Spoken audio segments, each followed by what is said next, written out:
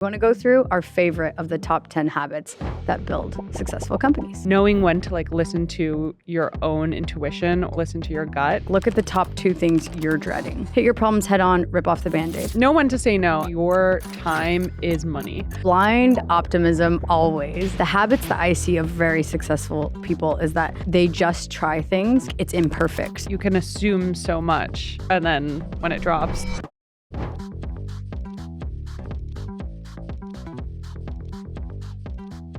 This episode is all about 10 founder habits that build huge successful companies.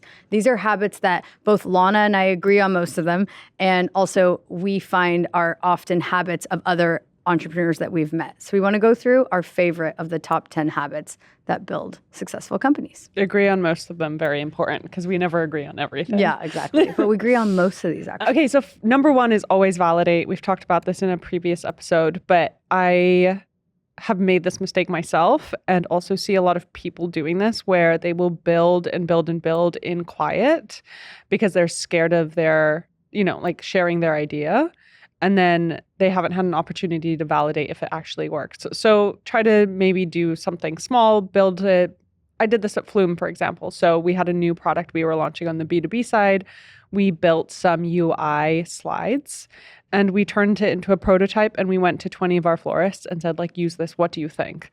And most of it didn't hit, and we didn't build that product. So we saved ourselves a lot of time. So do whatever you can to validate something before you've spent a year saying, this is an amazing idea. I know everybody's going to love this, but you haven't spoken to them about it. So really remove the emotion out of your idea and go out and do some early validation. Yeah, and I agree. I think this can actually be when you scale as well. Because let's say we are going to launch a product at Bala and, let's say 2-pound toning balls. We're we don't really know if the customer wants it. We've done some research, but we're not sure if it's going to be a massive hit. So we might launch a product and we might just, do a very light launch, do it in 2 or 3 colors, not buy in all 6 colorways, do a smaller buy, and then we sell out, something like that. So I think this principle can be applied to your business throughout, as big as you get. And we always validate in a small way before. I loved also on our episode with Yangi of Rael, where she does the same thing with new products. She validates them by actually launching them on Amazon and then seeing what the bad reviews are, and then iterating on that product to those reviews. And even better to do it to an audience that isn't your friendship group, but to actual customers, and takes that risk where they're not putting dollars behind getting new customers. Amazon already has the traffic and they can validate whether a product is going to kill it or not before they go into ordering big numbers. Yeah, I like that. So definitely go listen to that episode, one of our favorites, and one of our top listened episodes. Okay, so my next is that networking really works. And I've heard this before, throughout my career, but you always want to be in the position of giving before you need the favor. So I've this is naturally how I am. It's not intentional, but I feel I'm always introing people to other people, or let's say I use a platform on my e-com, and I know it's really good. I'm recommending that like crazy. I'm giving them recommendations, even if there's nothing in it for me. So it's just that helps networking. And especially if you naturally have this, great. But you can be trained to do this. Just you want to help people, you want to give, you want to connect. And I think networking really works because let's say, for example, this podcast, we launched it day 1 and it's months ago at this point it's growing, but it didn't mean anything to anyone, right? Yeah. It's random. But we were able to get really good guests because some of the guests we got on, we had done favors for along the way, or we've connected them to our ad agencies. We're not holding information or gatekeeping information. So I think if you're it's kind of twofold. It's don't gatekeep, because that just is the opposite of a abundance mentality. So don't gatekeep. And then also networking works. That's all number 2. I agree. And I think maybe as I've gotten later stage, I do this less. But when I first started, I wouldn't have had Flume without networking. It was the way I would even volunteer at VC events so that I could like meet the partners at VCs, or I would go to a ton of talks and then go talk to the person who was doing the talk at the end and, you know, see if I could like help them with anything. I actually met my first investor from like helping another brand who I knew had raised money for free, and then just saying, in exchange, can you just introduce me to some investors? Like, you do really have to like put in the hours of getting yourself out there if you don't already have that network. And I think the biggest question we get is like, how do we meet investors? How do we meet people that you want to hire? How do I meet a co-founder? It's like, network. And we literally met by networking. We met at a founder dinner via networking. And look at us now. Look at us now. Also, another good example of that is my EA was like, she was like, I saw on your calendar you're speaking at the League of Originals event next week. Like, I'd love to come. And like, she doesn't have to come. Like, that's, you know, I didn't ask her to come, but she's just like, oh, that would be a cool opportunity and sounds fun. I'm like, yes, please come. Like, you can, this just works on, it's just a habit for success. Agree. Okay. Tip number 3 is don't look at what others are doing. So we've talked about this before. Definitely know your competition up front, know how you differentiate, but then when you're in it, just like stay in it. I think that it's very easy in our day and age, especially through social media, to see what other people are doing and get really caught up in like then trying to like follow on. And then you're never like building your own innovation. You're never coming up with your own ideas. You're not focused on like what you are offering, but you're focused on like what your competitors are doing and what you're not doing. So stay away from, I think, like comparing yourself ultimately. And this doesn't just apply to business. I think it applies to everyone. Like you will always see other founders or other people who are younger than you or who you think are more successful than you or who have achieved more. And I think you say this perfectly. Sorry to take your line, but comparison is the thief of joy.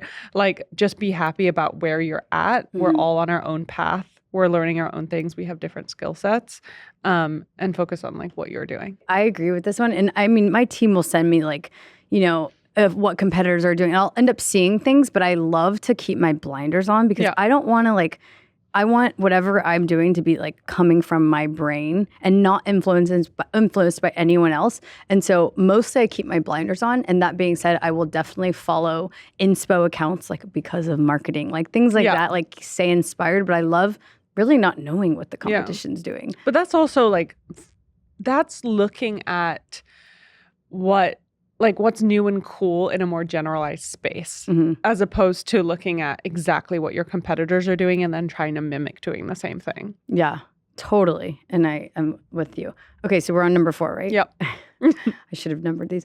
Number 4. Okay. This one is so me, but blind optimism always. I think that there is definitely a place, and like you should have like someone on your team, whether it's like a co-founder or, you know, someone on your team that's like a realist to like bring like the what if or the worst case scenarios. Yeah, exactly. But like I haven't built my business that way. And so I believe if you have like a crazy optimistic spirit about like as a habit or as a way about you, I think that like you'll always win because you will fail, but you're like, I don't care. I'm moving on because I'm like, that wasn't the path. And so I'm like a big component of blind optimism. I know it's like, that's also like, could be like a trained attitude. Like I actually think I'm naturally that way, but I've also like trained it. But that's one of my tips. I think that's something that you're teaching me to train myself in more is to be more like optimistic. I see that like I hold back opportunities because I maybe come from a position of like who's trying to screw me over more. Yeah. And so like I'm more protective and I like want to be more involved in the weeds. And it also like it takes away from the time that I have to be able to think about like bigger things and be excited about them. And that has ultimate effect on like how you think about your business and yourself as well. Yeah. And I think like, but like truly, I do think there's like value in that. You know, I feel like you're like, oh, we shouldn't do that. I'm like, you know, sometimes you're right. Yeah. You know, like we need somebody to be like, thank God sometimes I'm right. Yeah, like sometimes you're right about that. So it's like, I think it's a really good trait and you will find someone on your team that like tells you the realist parts. So that one's mine. What's yours? Know when to take advice. I think when you become a founder, you have a lot of different advice coming to you. whether it's from investors or other founders or sometimes family members, and like knowing when to like listen to your own intuition or like listen to your gut is super important, as opposed to taking every piece of advice that can very often be opposing. For example, in the early days, I raised a fair amount of VC money. I was very excited about that. I didn't really know that not everybody who I had raised from had necessarily run businesses themselves. And I was told to spend dollars, even though they were loss-making, on getting customers around a fundraise so that I looked like I was doing massive growth at a time when I was raising. And ultimately that ended up being really, really bad advice, because I just became a loss-making business and I was then like raising money to like lose money. So I was selling equity to like essentially give it to Facebook and Google. And as a female founder, I was more of a like, okay, build slowly, do this thoughtfully, but that wasn't the advice that was given to me. So I think that knowing, and this is a tough one, because a lot of the time, like, you can really value from good advice and you can save a lot of time, and we are here giving advice, but know what advice applies to you and applies to your business, and like validate that advice with other people. Don't immediately listen to anybody just because they're more senior or more experienced, or, they're funding you with the dollars. Yeah. And I think like that's really like go with your gut, because you're the only one who really knows and cares about your business the most. And I think that we've fallen into that trap a lot on Bala, like the trust the experts thing. Mm-hmm. And it's like, even if one of our guts was so off, and oftentimes when we're getting out of a weird or bad situation or loss-making situation, like Max or myself has said, I knew it was like it. From the beginning, it fell off. Like from the beginning, this person fell off, or from the beginning, like this didn't seem like a good idea. And it's like taught me to like tune into like what actually works. Yeah. I think also when you generally feel like something feels off, that feeling, like everyone has it, like you've also already made the mental decision that it is off. Like if it's a team member that you've hired and you're like, oh no, and then you waited out another 6 months. A bad scenario. Like you have to listen to that and just like cut it. I'm with you on this one. Okay, so the next one is, we have all had scenarios where it's kind of just like when you look at your day, like look at the top 2 things you're dreading. Okay, those are the things most people put off. And so for me, and it could be like a tough conversation with a lawyer, or like something that's going to cost you a lot of money on the business, or just something that's going to take a lot of time. And it's not only like hit your to-do list head on, it's hit your problems head on. And I think once I started to train my mind to like hit my problems head on, I freed up so much mental bandwidth, because the amount of dread that I'm spending on a day to like deal with something like the next day, as opposed to just being like, I'm going to get it over with, rip off the Band-Aid. It's kind of just hit your problems head on, rip off the Band-Aid. Like, let's say you have to like fire somebody, or again, like have a really annoying conversation. Mm-hmm. Like, just do it. And then you're freeing up your mind to like focus elsewhere and grow the business. So this one's really hard and you have to like try at it, but hit your problems head on. I think it was Dr. Jason of Therabody who on our podcast said it's often the hardest thing is the right thing. Yeah. And that's how you kind of push through every single day, is find those hardest things and you know that you're doing the right thing. Yeah. The worst thing first. My next tip is know when to say no. And we work on this. Just like you teach me optimism, I teach you when to say no. This one's so hard, especially for a people pleaser. Give us people pleasers some tips on how to say no, and specifically on like email if somebody's like, I want to get on a call. I'm not going to start writing your emails. No, but give us tips for saying no for the people pleasers. Can I say this? Like, this is kind of funny, but you have like a permanent out of office just because you're scared of saying no. Like you literally just like, that's your automatic no. Mm-hmm. Is the Well, it just means like maybe I didn't see your email. Yeah, which is so annoying because I email you 1,000 times a day and I get your out of office. That doesn't make sense because when I actually did this because Max was in China and he had an out of office. I got it once a day. Like usually it should maybe because it's like in your team. Yeah, maybe that's what it is. But maybe those cold calls shouldn't be emailing me so much. You should see Max's out of office. This is funny. So his out of office literally says, like, I'm out of exclamation marks, like, I'm out of office, like, on a trip to China, like, I'll get back at you soon, like, really nice. And then at the end he goes, if this is solicitation, like, please forget me. Like, you never knew me. Do not follow up, and please remove me from your list. And it's like Sharky, and it's amazing. Maybe we should ask Max on advice on how to say no.